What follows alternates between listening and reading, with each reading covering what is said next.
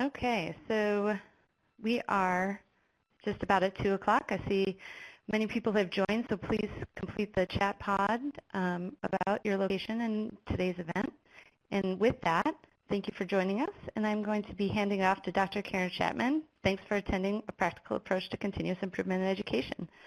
Karen, have a great session. Thank you so much, Erin. I'm very pleased to welcome you all to our Continuous Improvement Skill Builder webinar. I'm Karen Shakman, and I, along with Sheila Rodriguez, will be providing you with an overview of continuous improvement. And I saw from the comments in the chat box that many of you are familiar with some of the elements of continuous improvement, and so I know we have a group of people joining us today who probably have some experience with continuous improvement or some knowledge of it, and we hope that this webinar will be helpful for those of you who have experience as well as for those of you who may be new to this work. And we'll also be hearing, as Erin said, from some of our partners in the field who've been doing this work in school and district settings over the last about school year, over the last year and into this year. So to begin, we have a full agenda today. We'll begin by introducing continuous improvement, and then we'll introduce an education-specific case example that we'll be using throughout the workshop. We will then go over, many of you mentioned in the pod, the Plan, Do, Study, Act, or the PDSA cycle, and we'll introduce some tools that you can use in the field. We'll then end with some final thoughts, next steps, and close out with an evaluation, and we hope that you'll stay on and be sure to complete the evaluation as well. We encourage you throughout the workshop to use the chat box to ask questions or make comments. We do not have a formal Q&A part of the workshop because it's jam-packed with content, but we will be monitoring the chat and trying to respond to those comments and questions as we go. So I'll turn it over to Sheila Rodriguez now, who's going to orient us to continuous improvement. Thank you so much, Karen. So my name is Sheila Rodriguez, and in response, before we continue on to define what continuous improvement is, in response to the poll question that you saw in the lobby on what continuous improvement means to you, some of you stated that continuous improvement is following a PDSA model to result in better outcomes, defining a problem, collecting data, analyzing data, and making change decisions. And some of you mentioned that it was a cyclical process of planning, implementing, and analyzing activities to improve outcomes. I think those are all great responses on what continuous improvement is. But to begin, continuous improvement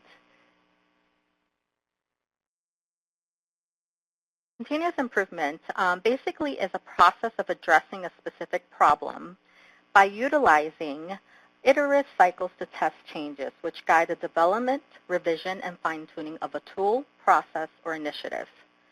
People who are involved in this process focus on specific tasks, processes, or tools. They test them in real context.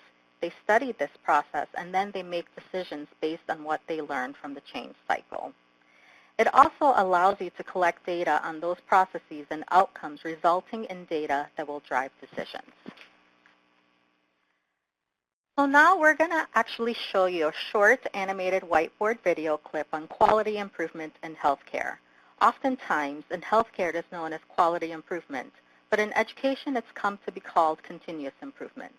Now, this video provides a brief description of quality improvement and some of its key concepts.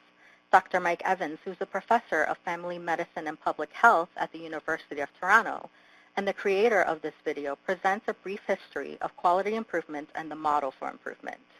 So I want to just mention before we start the video to please make sure that your computer speakers are on, and if you have joined via phone, the sound of the video will come through your computer speakers and not the phone. So let's watch this video.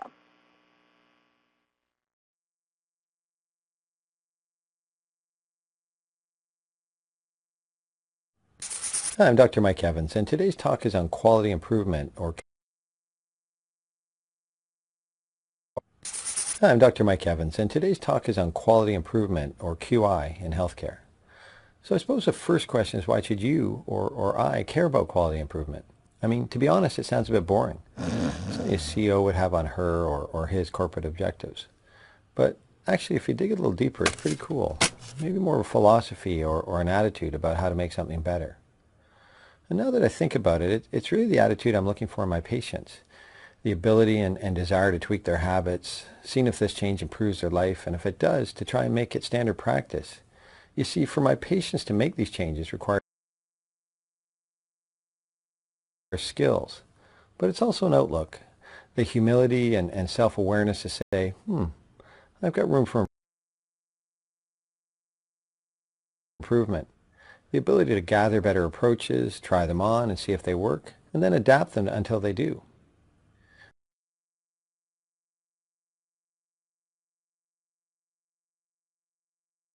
Well, if my patients can do that, I think they deserve the same from us in the healthcare business. So I suppose the next question is, if we have the attitude, how do we actually improve? How do we use QI to make care better? Well, the improvement business has been around for a while. Organizations like Toyota and Bell Labs and leaders like Walter Shewart, W. Edwards Deming, and Joseph Juran polished and simplified the science of improvement. And then along came a pediatrician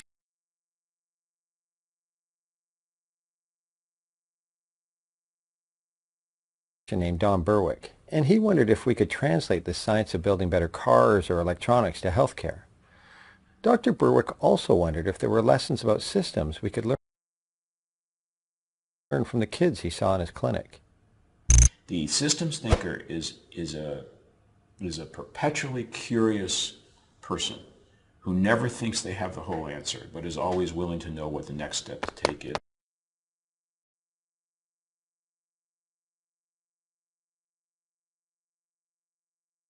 So you'll note that the context of the video was medicine, but we imagine that you can see parallels in education. In particular, Berwick talks about being a systems thinker with constant curiosity about the world, and Evans identifies continuous improvement as an attitude or an outlook that requires humility. Now, we think it's helpful to have this idea of continuous improvement in mind. As you go through this workshop and think about the tools are helpful, but it's important to remember that continuous improvement is more than just a set of tools. It's a way of thinking about systems change. Karen, I turn it to you. Thank you, Sheila. Now I would like to take some time to talk about what we're referring to as the 6 core improvement principles. And these come from the Carnegie Foundation that has established these principles as a way to think about continuous improvement in general terms. So I'm going to walk through each of them and provide a little bit of explanation, but you'll see these come up again in various ways throughout the workshop. So number 1, continuous improvement starts with the question, what specific problem are we trying to solve? This problem should be clearly defined and specific. For example, a problem that's stated broadly, such as students are not learning, will not be as useful in continuous improvement than a problem that is clearly and specifically stated, something like middle school students are not gaining the math skills they need by the end of 8th grade. We'll walk through the process of developing a problem using what we call the Fishbone or cause and effect diagram. Second, and this is a hard one, Carnegie states that variation in performance is a core problem to address. More importantly, understanding the source of that variation in performance, whether it's the performance of students, teachers, or others, is critical work. Why are half of the students in my class performing below 70% on the math facts? Which students are performing that way? Unpacking that variation is a critical piece of CI work, continuous improvement work. That variation suggests a direction for improvement. Then variation comes into play again once you implement a change. Do you see any variation from your baseline? Does the number of students who don't know their math facts go down? If so, what did you do that made a difference? You're always watching that variation and trying to understand it. Number 3, we need to see the system that produces the current outcomes. We need to understand our context and the relationship of our context to the outcomes we're achieving. The improvement guide, which is a sort of the Bible of continuous improvement or improvement science, there was a question in the chat about distinguishing between improvement science, quality improvement, continuous improvement. And my philosophy is that there's a lot of different terms that get tossed around, but the general concept is the same. And the improvement guide is a great resource if you're interested in knowing a lot about this field. And in the improvement guide, they argue that all systems are designed to get exactly the results they do. So understanding that system and what it is about the system that might be contributing to the results is really critical work. For example, if a district is seeing a repeated problem retaining teachers past the second year, then the district leadership has to take a good look at what in the system is contributing. Is it a lack of principal leadership? Is it first-year teachers' salaries or limited induction programs? Any of these things might be contributing to the problem, and the district or the folks participating in continuous improvement have to look to the system. Number 4, we cannot improve at scale what we cannot measure. Here's where the data comes in. If we don't understand why something is working on a small scale, we can't hope to scale those successes. Therefore, it's critical to gather data both about the processes we are putting in place and testing, and about the outcomes we hope to achieve. For example, if a district hopes to improve math instruction in the early grades by implementing a new instructional strategy, it's not enough to use an annual student assessment.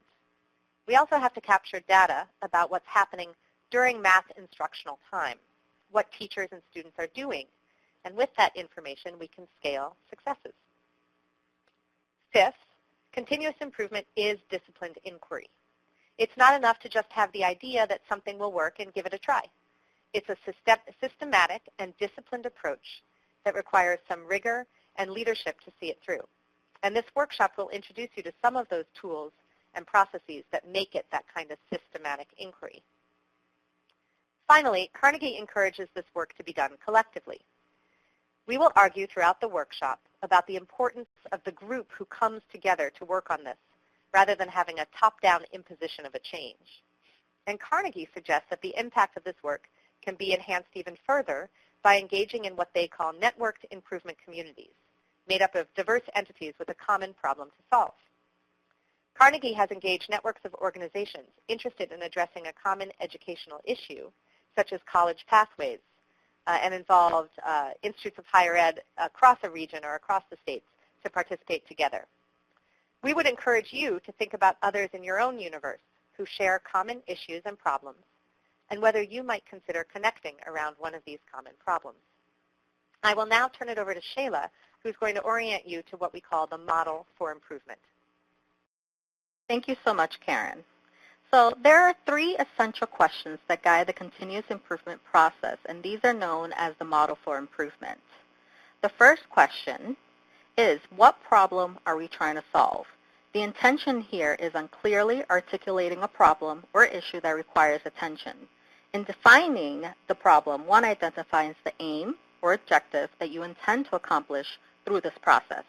This aim should target a specific population. It should be time-specific and be measurable. The second question is, what changes might we introduce and why? And this is where the process requires key participants to develop, test, and implement changes. Selecting, testing, and implementing these changes, such as trying out new protocols or processes, is at the core of continuous improvement. So for example, a district wants to improve their evaluation process by improving the conversations that take place between a principal and teacher. So they decide to develop a questionnaire with a set of questions that the principal can use to have more engaging conversations with the teacher.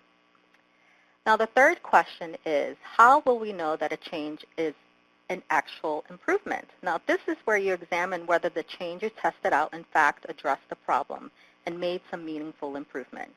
So these are the essential questions that guide the continuous improvement process, and we will return to them in a few minutes. But first, I'm going to hand it off to my colleague, MP Avery, who is the facilitator for the English Language Learners Alliance, and she's going to introduce our first practitioner who will talk about what inspired her to employ a continuous improvement process to address a problem in their district. MP? Thank you, Sheila. So, as the facilitator for the English Language Learners Alliance, I had presented the REL plan to create a project on continuous improvement using the Plan, Do, Study, Act Rapid Improvement Cycle process. I presented this at a meeting of the Connecticut Administrators of Programs for English Language Learners. As a member of that group, Karen Lapik, also a member of the Ella Core Planning Group and an administrator for ESL at Windham, Connecticut Public Schools, approached me with interest in participating in the project as a way of involving ESL teachers in improving the co-teaching model that had been initiated by the district. We agreed that providing Windham with coaching support on the continuous improvement approach would be a systematic way of enhancing the co-teaching model with ESL and English language arts teachers to better integrate both the ESOL teacher into the teaching process and to integrate the ESL students into the mainstream classroom. So let me turn this now to Karen Lapok, who is the Director of ESOL and Bilingual Education in Windham, Connecticut. Karen? Karen is probably unmuting herself. Welcome, Karen. Hi. Yeah, so the problem we faced in Windham was creating a language arts program that was accessible to English learners. I inherited a program that had been taken over by the state.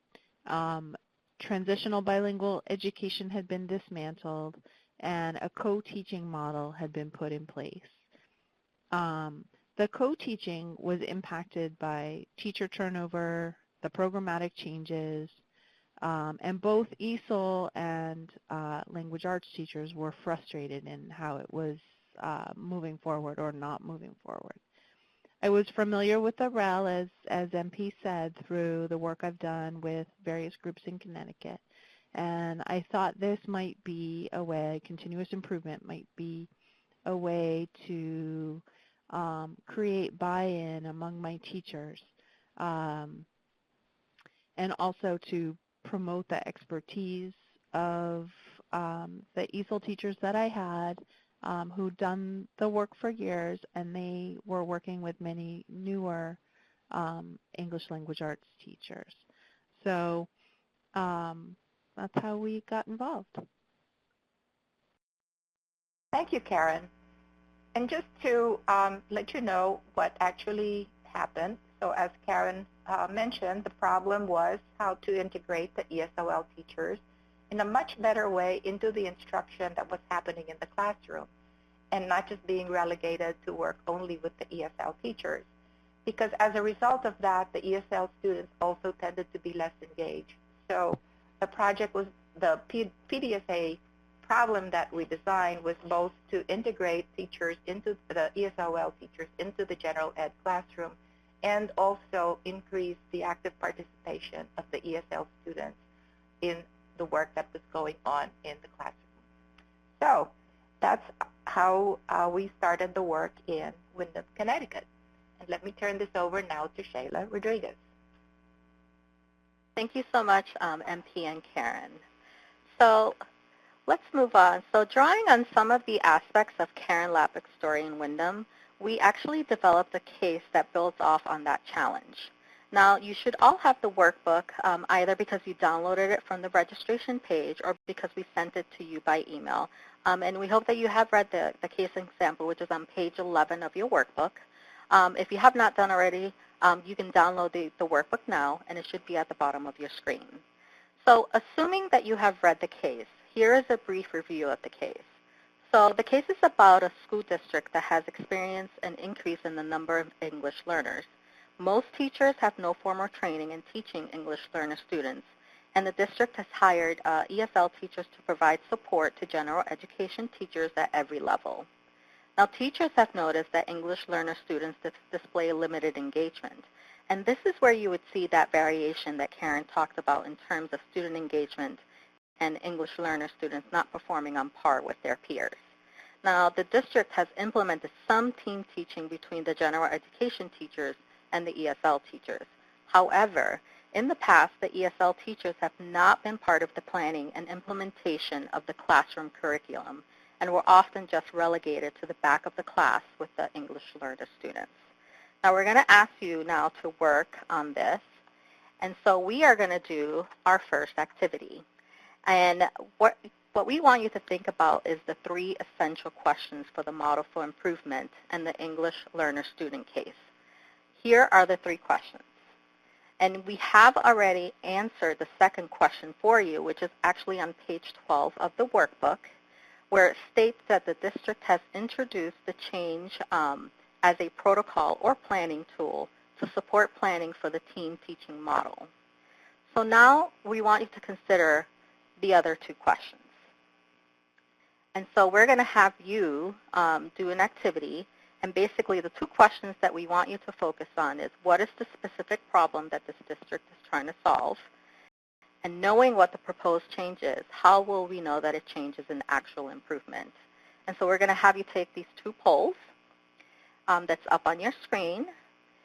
And so in thinking about these 2 questions and thinking about the English learner case, what do you think is the specific problem that this district is trying to solve? And I'm going to give you just a moment to put in some responses for the first question.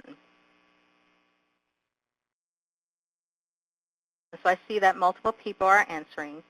And now knowing that, the proposed change is this planning protocol, if you want to start answering the second question is, how will we know that it changes an actual improvement? So think about, in other words, what might be some indicators that the change implemented, the planning protocol, is moving the needle in terms of addressing the problem.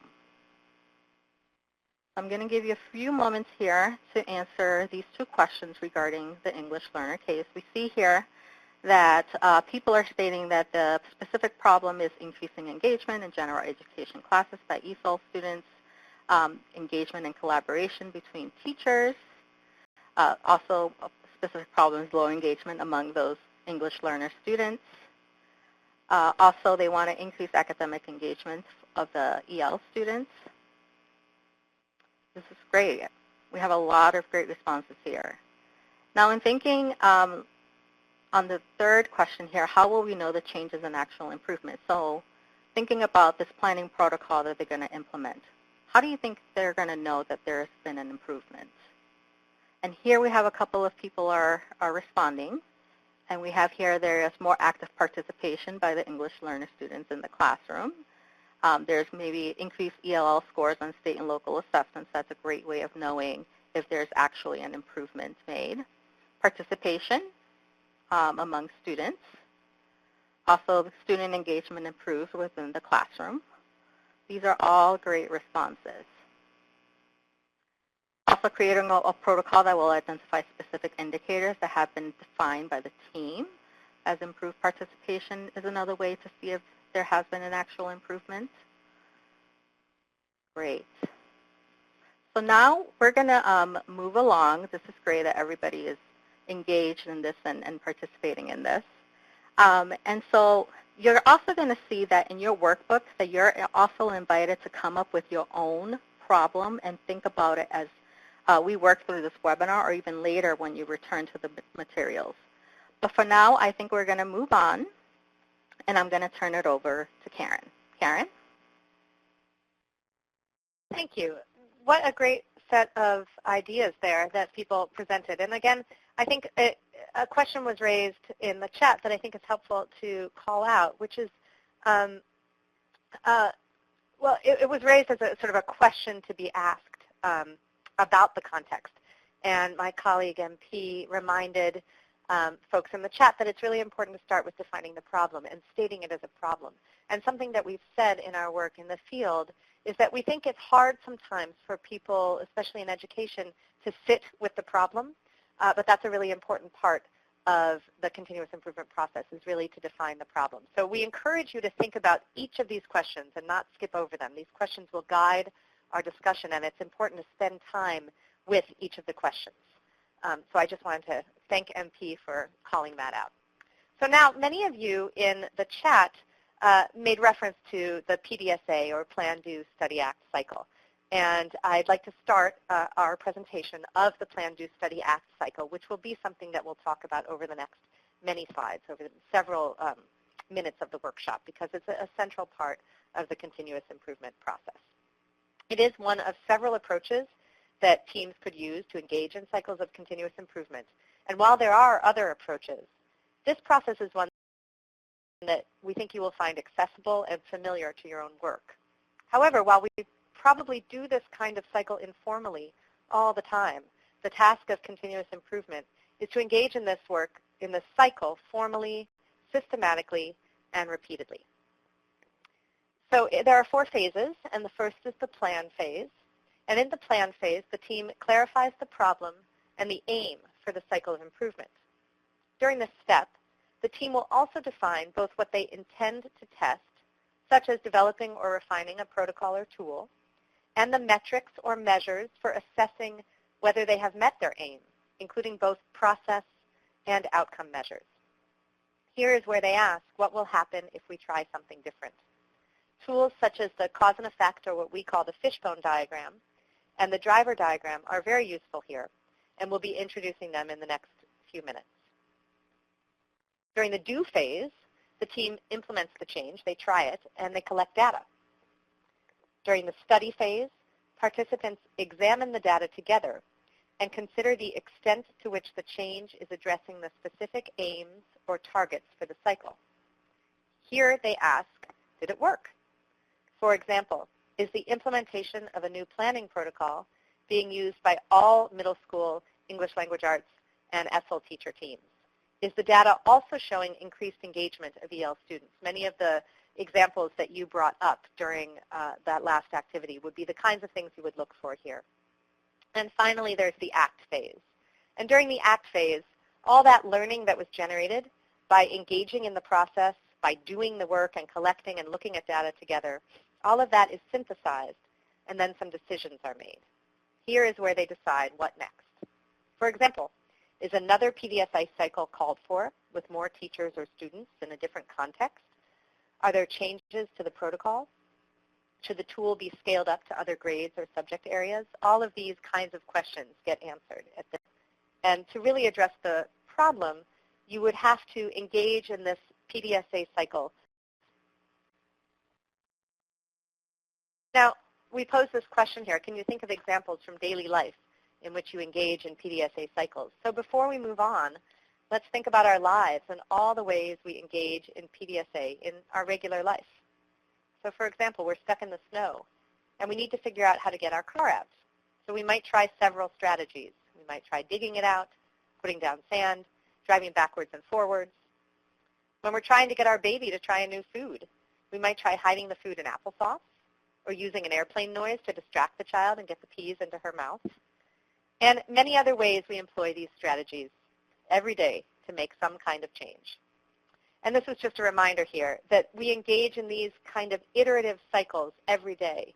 So what we're presenting shouldn't be overwhelming. It's just that what we do with the PDSA cycle is that we provide tools to systematize this way of approaching a problem. So why use the PDSA cycle? Why have a formal process? It can be valuable for several reasons. First, engaging in the cycle helps to clearly define the change. For example, the general idea to match English language arts and ESL teachers becomes very real when the planning protocol is used, and it reveals just how different that way of working is from the way teachers worked in the past. PDSA cycles help to evaluate how much improvement can be expected from a given change idea. For example, it makes real just how much a co-planning and co-teaching model can be expected to influence students' learning, which will have implications for how much a school or a department might get behind that change. Engaging in PDSA cycles also increases the buy-in of participants. As Karen said in her comments about their work in Wyndham, she wanted to increase the buy-in of the faculty in co-teaching, and engaging in PDSA cycles is a good way to do that. If people engage in this work in a small scale and see results, they may be more likely to pursue this work in the future. If the English language arts teacher who works effectively with her ESL counterpart sees her students answering more questions in class and being on task more of the time, then she may be more likely to pursue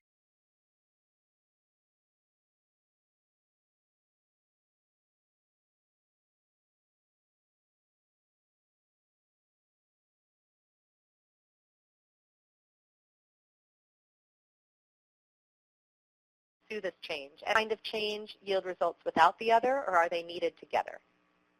Maybe we learned that the all-school training provided to teachers really didn't move the needle, but that more one-on-one coaching is warranted.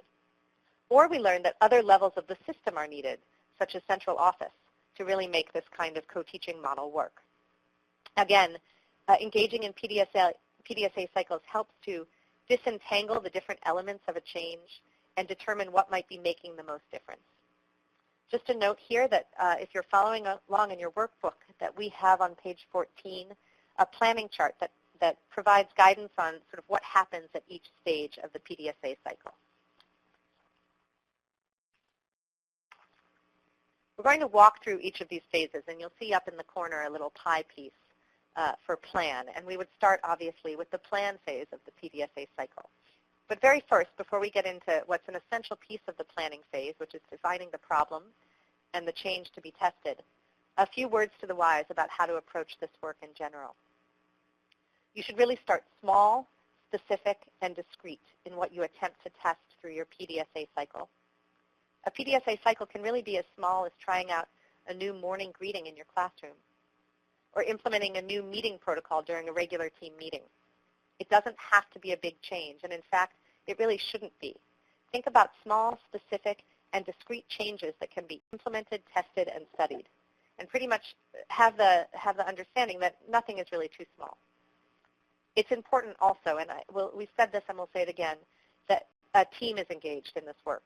And you want to be sure you have the right people, both those who have the authority to implement bigger changes and those who every day will be carrying out the changes. Both those kinds of people should be included in the planning work. And that's the group that should define the problem and the aim or goal of the work, as well as the change idea to implement. And as we've mentioned, there are some tools to support this work, which we'll go through now. They are the Fishbone diagram and the driver diagram. The Fishbone diagram defines the problem, and the driver diagram supports the development of a set of change ideas that the team expects will address the problem defined in the Fishbone diagram. And I think we would like to encourage you to be sure that you make time, and I think you'll hear this from our partners, be sure that you make time to work through those and to have the right people at the table, to not rush this plan phase, because a lot of important work happens in this phase. So now we'll start with the Fishbone diagram. As I said, the Fishbone diagram identifies the problem, the factors that are associated with that problem, and the causes of those factors. Again, multiple perspectives are important here. So I'm going to play this out with an example, and you'll have to humor us. We tried to come up with a very accessible example, which we'll carry out through the workshop along with the English learner example. So this basic example should help to illustrate how to use these tools. And then during the activities, we'll ask you to use the English learner example for the activities as you did just before. So for our basic example, we draw on something many of us may face, which is trying to be healthy and fit. So we want you to imagine that a woman makes a visit to her doctor who runs some tests and determines that she's not in good physical shape. Specifically, she has elevated levels of cholesterol and blood sugar, which are represented by this delicious-looking cheeseburger. So she and her doctor determined that she needs to get to the bottom of this issue and increase her health. So she creates a Fishbone diagram to further unpack the problem. So her doctor determines with her that the problem, which goes to the far left of the diagram, and that you'll see it looks kind of like a fishbone, is high levels of cholesterol and blood sugar. But what factors are contributing to the problem? Well, she eats fatty foods, and she doesn't exercise. But what might be causing her to, for example, eat fatty foods? Perhaps she doesn't have time in the morning to prepare her lunch, so she runs out and grabs fast food for her lunch each day. And in addition to that, she doesn't particularly enjoy cooking, so she finds herself eating quick and easy foods, which may be highly processed or high in fat. So you see here we're unpacking the problem step by step and beginning to examine the factors that contribute to the problem, and then beneath that, the causes. So she's setting herself up in this way to generate possible strategies to change some of these behaviors that are creating the problem. And with that, I'd like to turn it over to Sheila, and she's going to take you to an activity to think about how you generate a Fishbone diagram. Thank you so much, Karen, for that. So we're now going to switch back to the education-related case that's focused on English learners. And remember that we have a mid-sized school district with a high number of English learners and limited capacity to address their needs, despite the fact that teachers and leaders have noticed that English learner students are not as engaged and are not performing on par with their classmates. So the district has defined the problem, and they have begun to unpack the factors that may be contributing. Now, in the incomplete Fishbone diagram, they've identified one factor, and that is that general education teachers do not have experience with English learner students. So here we have a fishbone diagram, again, and what we'd like you to do is we want you to come up with some causes that may be contributing to the factor of general education teachers having limited experience and perhaps limited comfort level teaching English learner students. So for example, maybe it's a lack of training. So you will see there's a chat pod below the slide. And if you can please put in some responses on what you think would be some causes contributing to the factor. So I see that multiple people are trying to type in. And Karen stated here that no training at the pre-service level. The EL training is not part of the credential program. So we have another one here stating that there's a lack of understanding of the cultural background of English learner students, and that could very well be some of the causes for this. There's a lack of training. A lot of people here are little exposure to English learner students. Districts are hiring the wrong teachers. So maybe another one said that it's not part of their teacher prep training. So that could be a factor. Also here, there's a need for coaching teachers. You guys have a lot of great responses here to what may be some of the causes for this. They didn't grow up around ELLs. There's an assumption that ESL teachers will deal with these students. And that's a great point, too.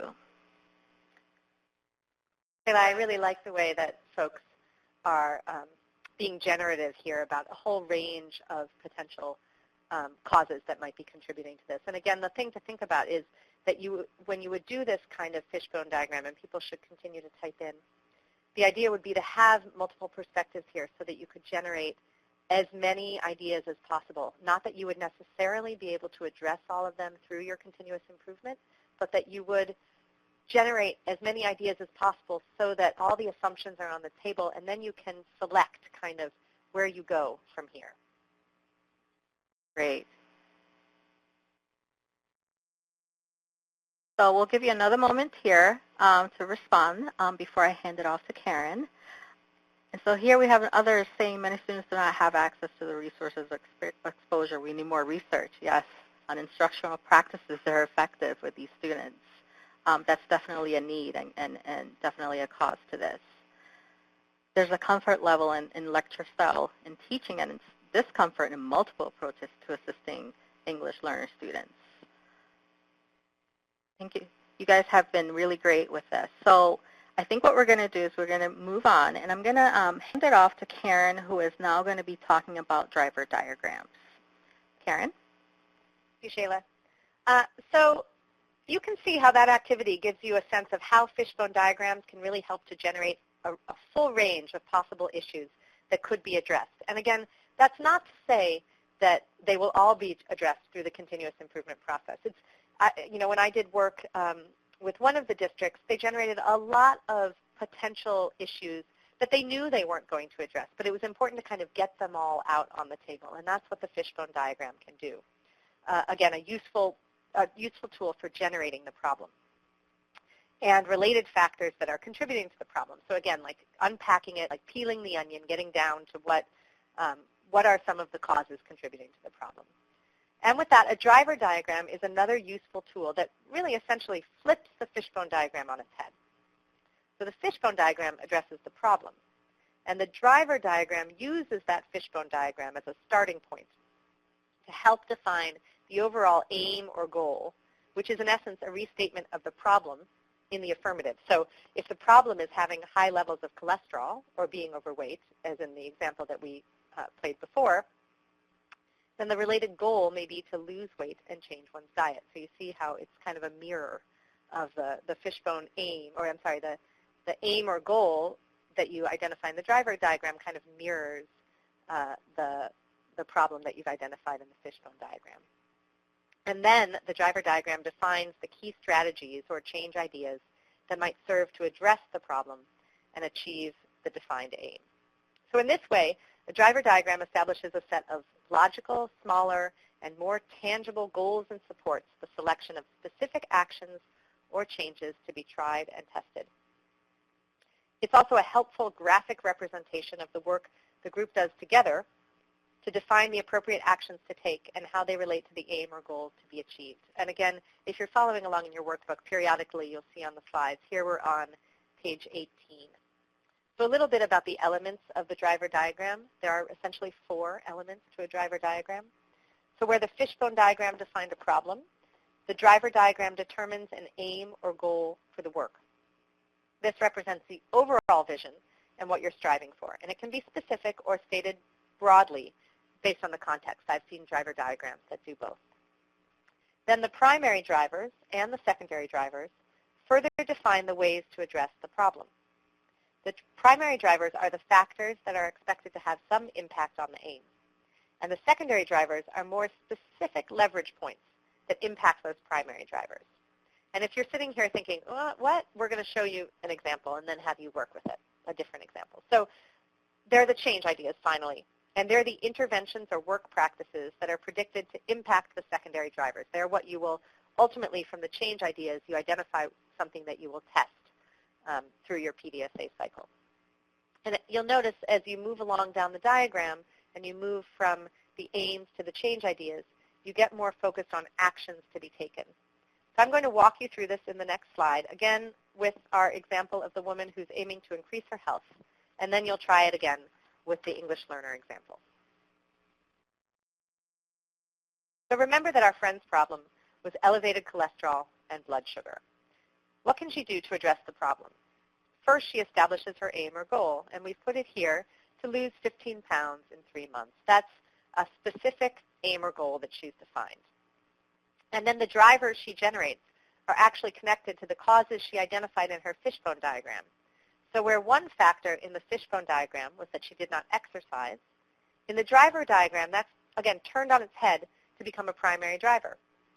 While the details aren't worked out yet at this level, she knows that's a primary driver. She knows that if she's going to lose weight, she's going to have to exercise.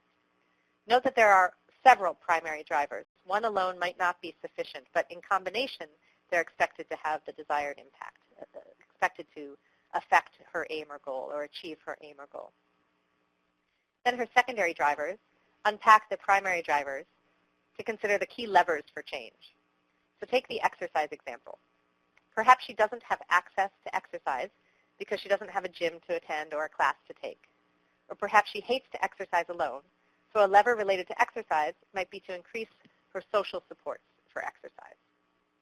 And then finally, how does she translate this into actionable, specific change ideas? Perhaps establishing a formal plan, such as taking a specific class or joining a running group, are just the change ideas to implement that will ultimately move the needle on her overall aim. And you can sort of follow the logic back again from the change idea to the secondary to the primary drivers to her ultimate aim or goal. Let me just pause here and let you take it in for a moment and see how we have the aim. We have a set of primary drivers that link to secondary drivers that lead to change ideas. Now, this is not to say that she's necessarily going to simultaneously implement all of these change ideas, but she's generated all of these change ideas that she'll then decide kind of how to play them out and what to try, and that she can then, imagining she's doing a PDSA cycle, she can then collect some data on how it's going. And someone raises the question, is this kind of a reverse logic model? You know, there's a way in which this is like a logic model, but oftentimes logic models might address, you know, one of the things we've thought about in some of our work is logic models might address kind of a much larger issue, and you might use a driver diagram with something specific within that logic model. So again, there's a lot of work out there related to kind of strategically implementing changes. But I think of a driver diagram as kind of a useful tool that might be implemented within a larger theory of change or a larger action plan. So now I'm going to turn it back to Sheila, who's going to take us into an activity where you try this out again with the English learner case. Thank you, Karen. So now we're going to have you participate in another activity on determining the primary and secondary drivers related to the case. Now in the next slide, I'm going to show you a driver diagram for the English learner student case, and then we're going to show you 3 polls that are each going to have the same choices for all 3 questions. So here is an incomplete driver diagram. And there are 3 polls, each with the same options, and each of the choices will go somewhere on the driver diagram. And your goal is to choose the correct option for each poll. Now, we want you to first choose the correct primary driver that you think is related to the aim, which is to engage English learner students and increase their achievement. What do you think would be the correct primary driver that's related to that aim? I'm going to give you a moment here to answer that first poll. And then once you think about the primary driver and choosing that primary driver that's related to the aim, let's now choose a secondary driver related to the primary driver, which is increasing the respect for ESL teachers and their knowledge. So what is one secondary driver that you think would be related to that primary driver of increasing respect for ESL teachers and their knowledge? So here we have on the first one I saw on the poll, the majority of you chose the increasing the capacity of the general educators to engage EL students, which is right. And then the secondary driver, there's still people trying to choose the secondary driver. And so the majority of you have chosen to establish ESL teachers as members of the team that's related to increasing the respect for the ESL teachers and their knowledge. And then the third, what is the change idea related to the secondary driver, which is establish ESL teachers as members of the team? And I see here, a lot of you are getting this, that a change idea is the ESL teachers actually leading a discussion in a department meeting per month. So this is great that you guys are understanding the driver diagram related to the English learner student case.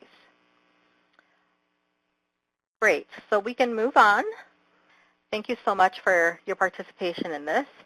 So as we demonstrate here in the complete driver diagram, the aim statement is to engage English learner students and increase their achievement. But how? So what are some primary drivers directly related to the aim? Now remember that a primary driver is a factor that has a direct impact on the aim.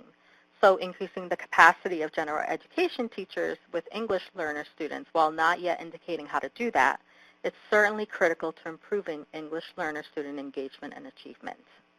Now the other primary driver here is to increase the respect for the ESL teachers. Now as the district believes the ESL teachers are in essence an untapped resource.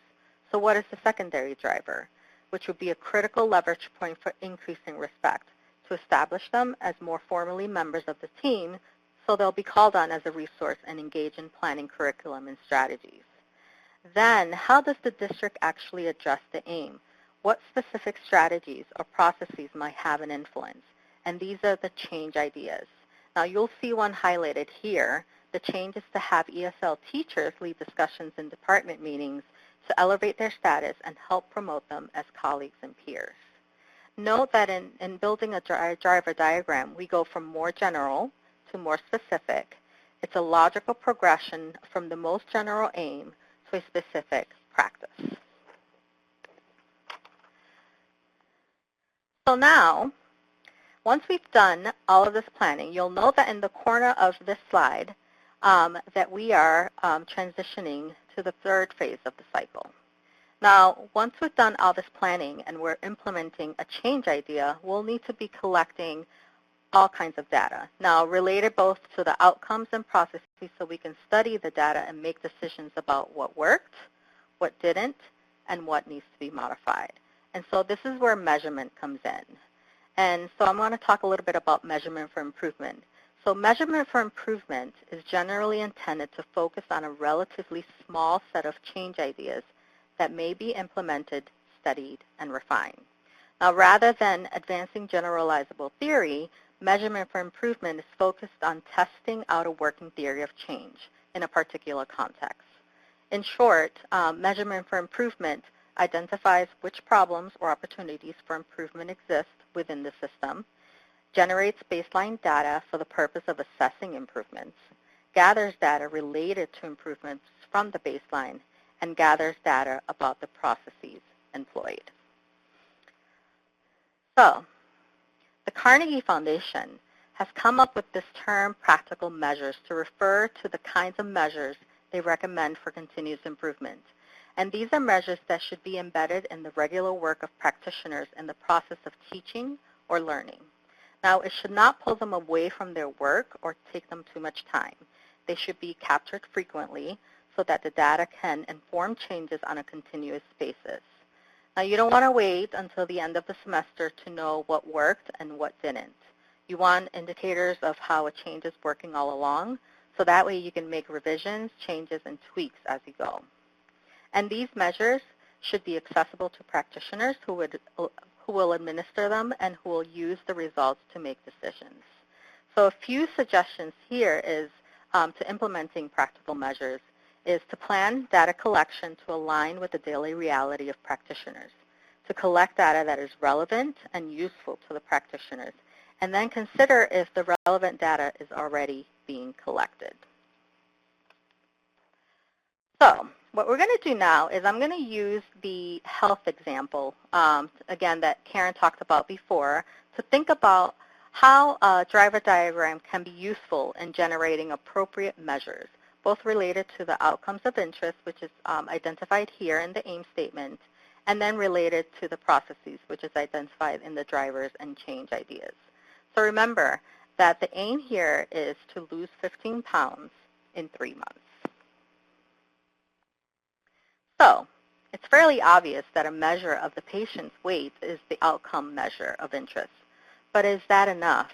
How will she know that she's developed a plan that is sustainable and will allow her to take the weight off and live a healthier lifestyle?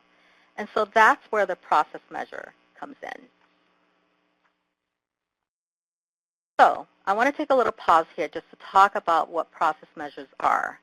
And so process measures, they are sensitive to the processes, tools, and strategies being tried and pick up on little changes as they're implemented. They are able to predict the likelihood of achieving the aim. So in other words, they provide information that teams can use to determine if they're on the right track. If not, then changes can be made along the way, even small changes, and then checked. Finally, they provide information about how and why changes in the outcome may or may not be occurring. So what we're going to do now is we're going to take a look at the health example again. So here we've identified, obviously, that the weight is the outcome. So what can she do to lose weight? So one thing that she can do is she can increase her exercise regimen. And so therefore, what would be some good process measures that she can utilize to track this? And she can, keep her exercise log, and then also have a Fitbit so that she can track her progress. So let's take a look at the next primary driver, which is increasing her awareness of daily exercise and food.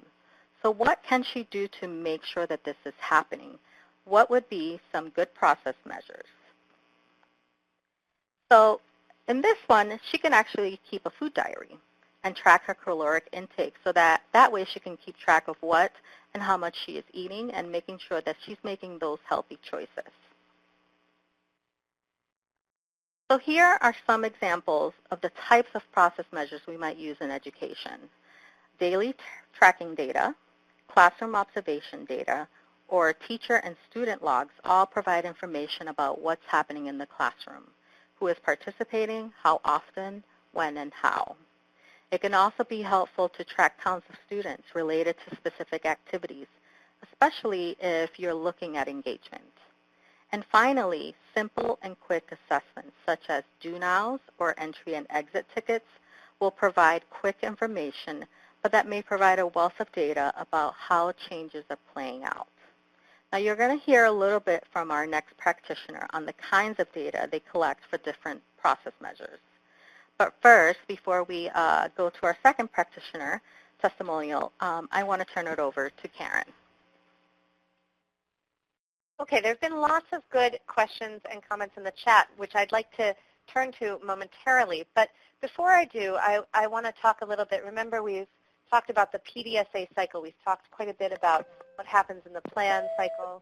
In the do cycle, you obviously do the work and you collect some data on it. And Sheila's just finished talking about the study phase when you're really investigating what worked and what didn't and why, and raising questions about your data and getting ready to go do it again. And then we get to the act phase. And in the act phase, that's when you really make decisions about what the next steps are. And again, remember we said that it's an iterative process. And so you wouldn't just do your PDSA cycle once. You would want to do it multiple times and learn from each of those times to implement changes as you move into your next cycle. So you ask yourself if the change was an actual improvement. And in doing that, you ask yourself, should the change be tested on a larger scale? If it was an improvement, if you did see change, then you ask, should we do this again? But should we do it with more teachers or more students, with other schools? So again, that's where you would scale it up. And that would be one way that you might act as a response to what you've learned from a cycle. You would also ask, do adjustments need to be made? So maybe part of your teaching or your planning protocol worked well, but certain aspects of it did not really go well. And then you would identify certain adjustments that you might make to the protocol and then try those out again. And then finally, there's always the possibility that no change occurred, and then you need to ask yourself whether or not the idea should be abandoned. Maybe the protocol that you used, the planning protocol, just didn't work well, and the group needs to go back to the drawing board and develop a new change idea or new approach based on what was learned from the prior PDSA cycle. And again, as we said, this is iterative, and in the ACT phase, you make decisions about that next cycle. And I wanted to make a comment before I move on. Someone had raised with the example of I think Patrice had raised with the example of our friend with the healthy living, that that our example identified some technical aspects of change, like exercise or eat more healthily, but you also need to address the adaptive aspects, such as finding out more about what types of exercise the person enjoys, what types of healthy food they like and feel that they could become competent at doing. And there are two elements to that. One, there's some data that you collect sort of at the baseline. What do you need to know, using this example again of this woman, what do you need to know going in about this person? Maybe she has an aversion to vegetables, or maybe she lives in a very cold climate, and so exercising outside isn't good. So there's some baseline information that you need to know. But then there's also, through the study phase, through the collecting data, you learn more, and you use that information to design that next round. And again, this is something that's quite different from research. When you're doing PDSA cycles for the purposes of making improvement, you're really thinking about learning as you go and collecting data that you can then use to learn as you go. And I think pause here and just say that we're going to hear something about that with our next presenter. And I'm excited to have you hear a little bit about how our friends in New Suncook School in Lovell, Maine, addressed continuous improvement this year. I'm going to turn it over in just a moment to Pam Buffington, who's our Northeast Rural District Research Alliance facilitator, and to Rhonda Poliquin, who's the principal of New Suncook School in Lovell, Maine. And they will talk a little bit about the continuous improvement work that they did, and particularly the data piece of the cycle and how their iterative cycles played out and what they learned along the way. So with that, I'd like to turn it over to Pam Buffington. Thank you, Karen. So the focus of the PDSA cycle in New Suncook School focuses on mathematics, learning and teaching, and early elementary grades. The the work that was being done in New Suncook School at the beginning of the year with this work was integrating the mathematics standards and practices, and the staff, as well as Rhonda as a principal in the school, recognized that there was a need to really focus in more on integrating the mathematical practices. And it was important to do this in ways that were equitable across the student population in these classes. So the teachers' aim was to come together and determine what were those areas excuse me, where students and teachers were struggling most in implementing these practices. The teachers identified that students really were not communicating and critiquing one another in mathematics and using academic language in math. So the teachers focused in on what can we do to engage and elicit student communication, and through a process, as has been described earlier in the webinar, of looking at a fishbone diagram and looking for those causes that are contributing to this classroom culture, they determined that they would focus in on using sentence frames and sentence starters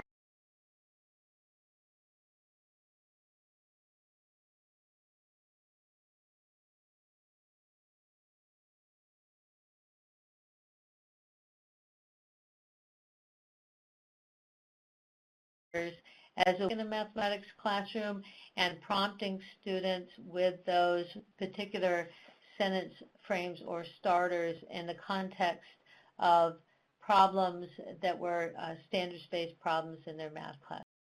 What I'm going to do now is introduce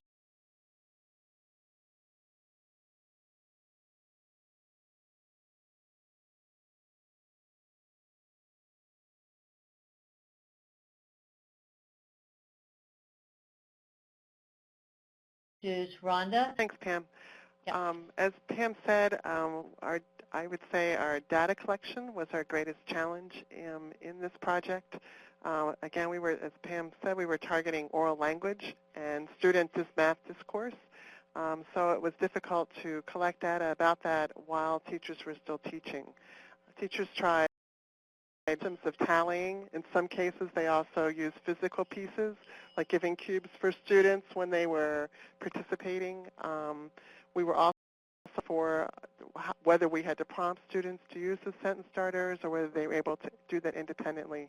So in our first round of the cycle, we had a lot of questions and issues around the data collection and the ways to make that work while we were still trying to teach. In the second round, one of the strategies we tried for the data collection was to look at small groups. At that point, students had been introduced to the sentence starters, so they were familiar with that and were beginning to use them a bit more independently. So we were able to put students into small groups, and teachers were able to be more of an observer and could collect some data more easily that way. And that was worked well from kindergarten all the way through 5th grade. I think in our third round, we were able to continue with that type of data collection, but also began to look at how we can open up some questions, which was another issue we were running into, of sometimes the questions didn't lend themselves to much math discourse, so there really wasn't much for students to say, and we were able to get some strategies for opening up the questions to allow for more math discourse. At this point, I think we're excited that we did see some success with the project, so we are working on scaling it up to use it more at a school-wide system and also within our district.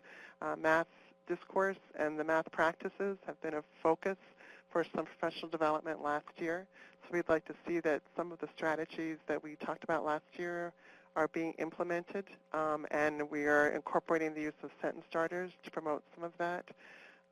The way we're doing that to help with the data collection is to have teachers identify one small change they'd like to make that would impact the ability or hopefully the participation of students.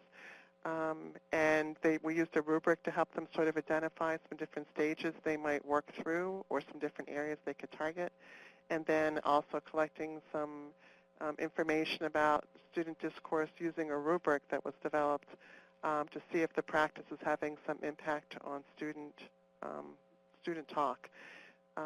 We are going to be collecting that data through observers, through walkthroughs that are happening from 2 administrators and also from some peer observations, and then using that data to meet during grade levels every couple of months to sort of see where we are, to tweak and make any changes as we've talked about, and then figure out what our next steps might be.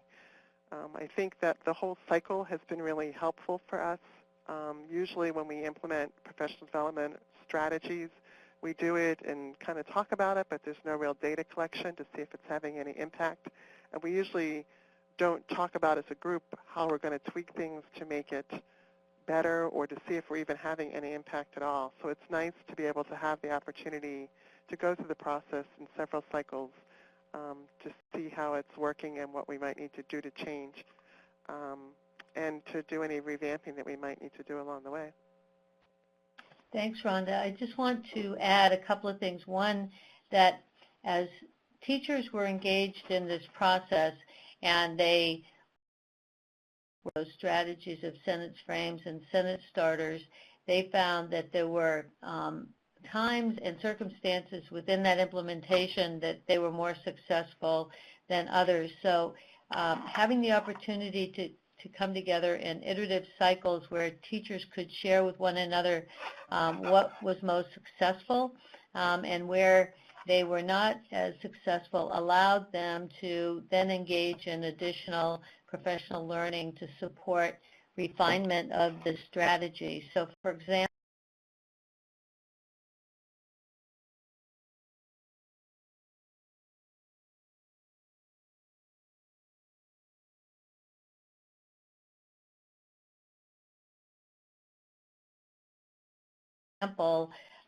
they were more successful in engaging in the kind of mathematical communication and critique they had hoped for.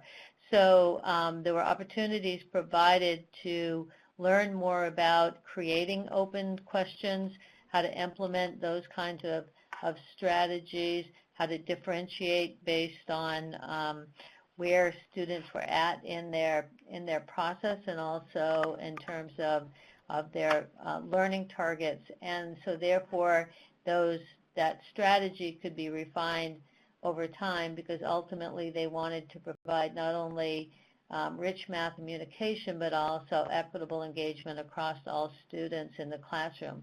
And by having time to implement and learn about different strategies to support that, the kind of engagement of teachers was increased. And I noticed there's a question in the chat about how, Rhonda, you in fact got teacher buy-in and maintained buy-in across time. So I'm going to turn it back to you to answer that question for folks.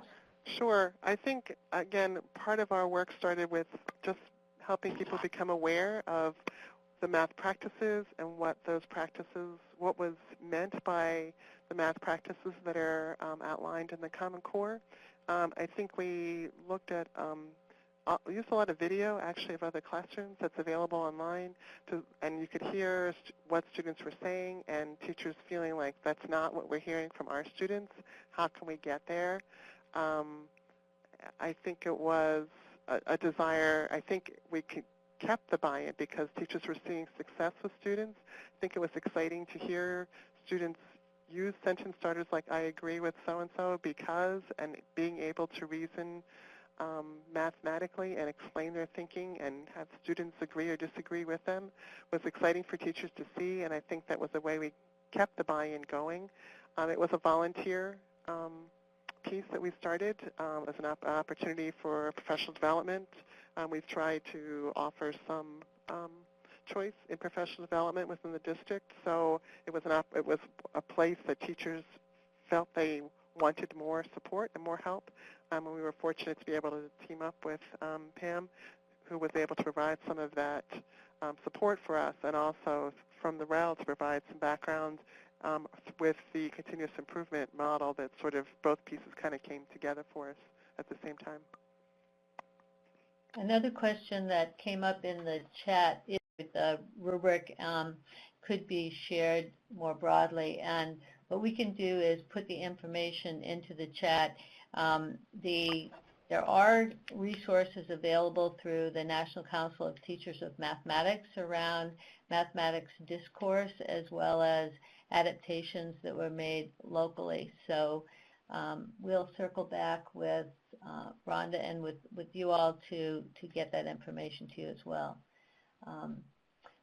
Any other thoughts or questions, Rhonda, before I move on to the next slide?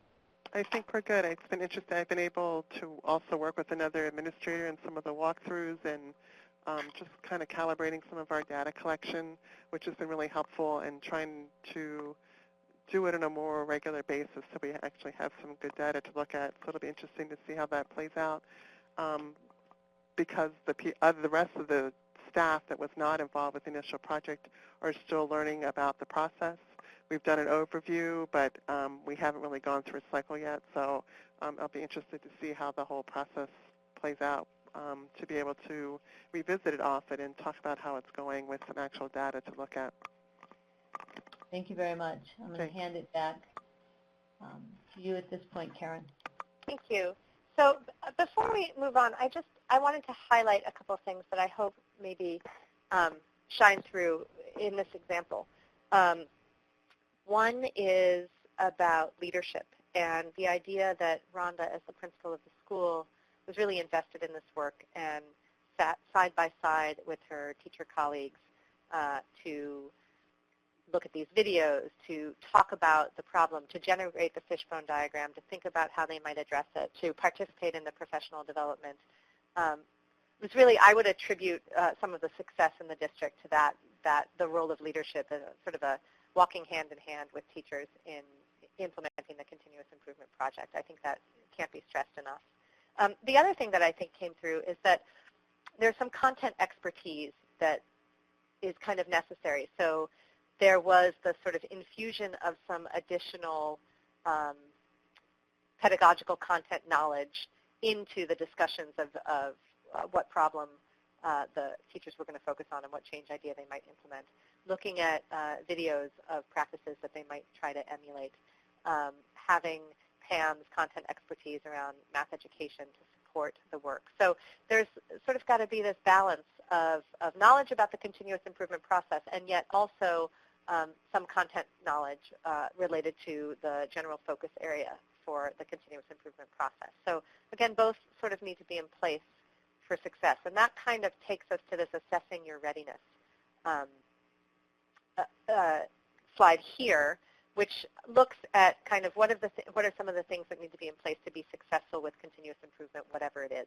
But before I get there, I also want to comment on a question that was posted much earlier that I think is really important to address before we close, which was this question about a couple folks, when we were talking about generating the Fishbone diagram, said, what about, big causes like poverty, or shouldn't you focus on things that are within your control when you're doing the Fishbone diagram? And I think that raises a really good question that I think we've addressed, but I just want to come back to briefly and say that I think when you're in the phase of generating the Fishbone diagram, it's really a generative phase, and you want to get out on the table as much as possible about what might be contributing to the problem that you see, including assumptions or biases that might be in place. And similar to when you do a logic model and you generate a set of assumptions, you want to generate all the different factors that might be contributing to the problem, knowing that not all of them are going to be within your control. You get them out there, and then in that process, you then sort of siphon to what it is that you, as your group of teachers or your group of colleagues, think that you can address. And you might also think about the order in which you might address them. Maybe there are multiple problems that are somewhat within your control, but you're going to start with one change idea and then slowly make your way to some of the others. So I just wanted to make sure we didn't leave that question hanging. Now, finally, I want to talk about Kim in the chat had asked, are there any tools for assessing your readiness? And this is taken from the Institute for Healthcare Improvement, modified a little bit, but I think these three ideas are critical to think about. So before a team embarks on a continuous improvement project, whatever the content, whatever the focus, whatever the group, it's important to take the temperature to assess whether certain elements are sufficiently present. so that the continuous improvement process may be carried out successfully. So what are these three elements? The first is will. Is there the collective will to embark on the process? Are the key players involved, including leadership, just like with the example of Rhonda and her work? Then there are ideas. Do you have a combination of the subject matter knowledge, like we talked about with Pam and the math content knowledge and the videos they looked at, and continuous improvement expertise that together will contribute to sufficient viable ideas to guide the work forward? Are there change ideas that can be generated? And finally, execution. So you might have the will, you might have a lot of good ideas, but do you have the capacity to execute these ideas? And again, this is a place where leadership is important. Is the leadership ready and willing to support implementation? Does that mean teacher release time? Does that mean contributing professional development time to participating in meetings associated with the continuous improvement? And all of these things need to be in place. Do they all need to be high? Not necessarily, but you need to have some level of will, ideas, and execution to successfully implement a continuous improvement process. And we would encourage you, if you're thinking about engaging in continuous improvement, to have a close look at those three elements. And maybe if there are a group of people involved, have each person in the group kind of do their own check of readiness and then discuss it. Again, this is a useful tool. If you want a more elaborated version of the tool, you can look at our workbook, and we have some resources at the end, and you'll find a little more about this there.